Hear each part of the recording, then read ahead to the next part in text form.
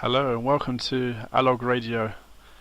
If you're listening to this on YouTube, please remember if you like it to subscribe, and if you're listening on Facebook, remember to follow the channel.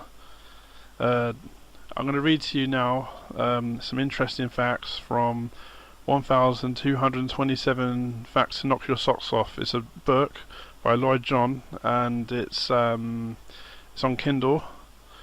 Here's one. 98% of British homes have carpeted floors. In Italy, only 2% do. In Japan, only 2% of adoptions are of children. 98% are adult males, aged 25 to 30. 10% of the electricity generated in the United States is from dismantled Soviet atomic bombs. That's an interesting topic to think about if you think about that. So 10% of the electricity in an American person's home is generated from some chemicals that were originally intended to be nuclear bombs from uranium that was taken out of a nuclear bomb, and it's been used, recycled into a nuclear power station. In my opinion, that's the better way to use it. It's clean. It's there anyway, and it makes sense to use it. And there's an interesting thing I came across in another book I read. It's called Dancing Woolly Masters by Gary Zukav.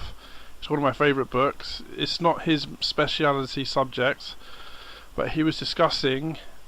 He was doing a journal of science about physics, and he was talking about how something that simple could be very complicated.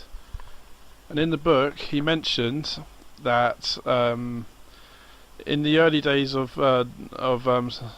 particle physics and the study of particles and atoms, they did tests on individual elements. They worked out that elements were individual, were the like base units of all matter. So all matter is made of atoms that we know of. There's subatomic as well, but everything you touch in this world, all the material is made of atoms. And there was two that they were studying that were in interest to them, and that was hydrogen and potassium and sodium. And what they discovered was sodium, when it's heated up to high temperature, it emits a light, an orange light, and the orange light is very similar to the light emitted by hydrogen. It's like when it's also heated up. But what happens is when you put that light under a prism, it will give off two colours. It separates into two colours. And what they were saying is, that's interesting, because it's saying that that's the chemical signature of that element. They did the same for hydrogen, and it gave over 100 different light beams, different colours came out of it, out of that spectrum. So they held the prism in front of the light, the shining hydrogen, and it shined orange. But when they put the prism there was over 100, I think it was 108 colours appeared, and they combined to make orange. And in sodium, the two colours combined to make orange. And what they were saying is, knowing that hydrogen is only one electron and one proton, they were wondering why does that one that hydrogen give off more colours when it's more simple than sodium. If you go out now, if your lamppost or your light on the street is orange colour, the chances are it's a sodium light. And the reason they chose that is it's low energy, because you don't, once you've energized the gas and vaporized it, and then it starts to emit orange light, and then you don't have to add very much energy to maintain that light. But it also imitates the sun, because the sun's made of hydrogen, and sodium is very stable compared to hydrogen when it's in a container, and it's easier. The light stays in a steady rate. So what happens is you see the sodium lights, you see it's orange, right? And they're wondering, how can hydrogen give off more colours than sodium? Why does it have so many colours emitted from this simple, this very simple atom? And the answer is came as a surprise. What happens is it has freedom. So the atom has freedom. The electrons in the atom have freedom to move between shells. So what then happens is when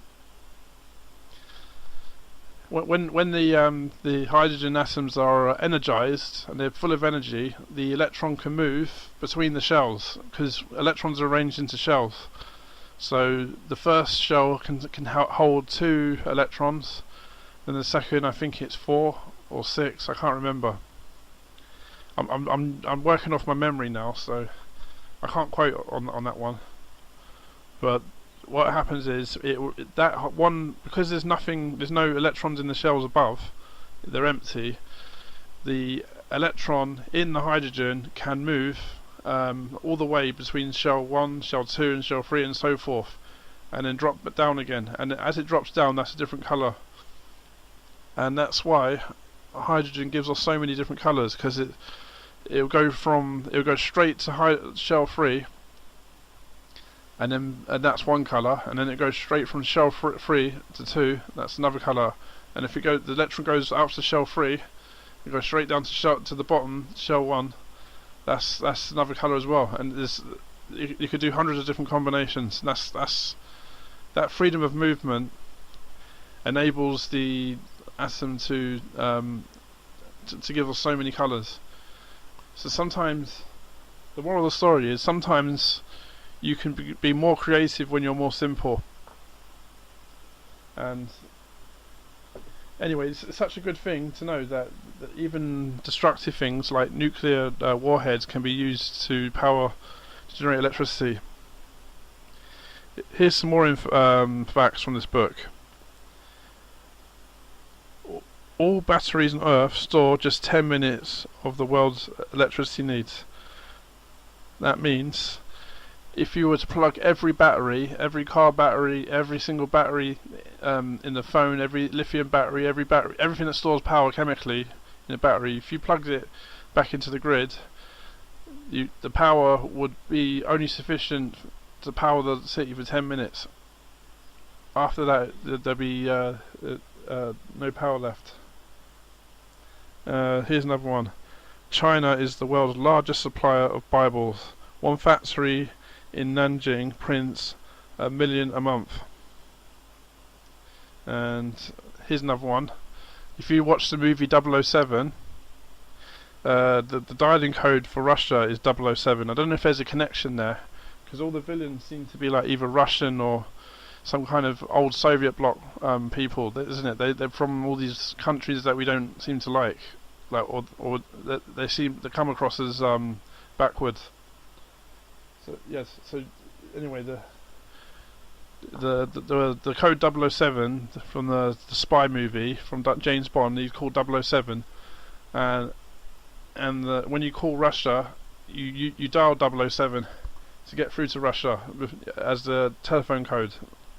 I think the UK one's +44, so you dial 44, and the American one's 01, I think. And here's another one. In 2010, the BBC spent nearly £230,000 on tea, but only 2,000 on biscuits. Make of that what you will. I don't know. In my workplace, people pay for their own tea. I guess when they have guests in, they have to give them tea. Like, you want to spend £200,000 on tea? You spend £200,000 on tea. I can't imagine how you could, to be honest, Because if you go buy in bulk, it would be a lot cheaper. But that's an interesting thing. I guess it adds up, you know. Even things like biscuits and tea and even lighting, it adds up if you got a big corporation or a big institution. Anyway, I'll let you rest now, and this is all I'm going to say for today. So until next time, goodbye.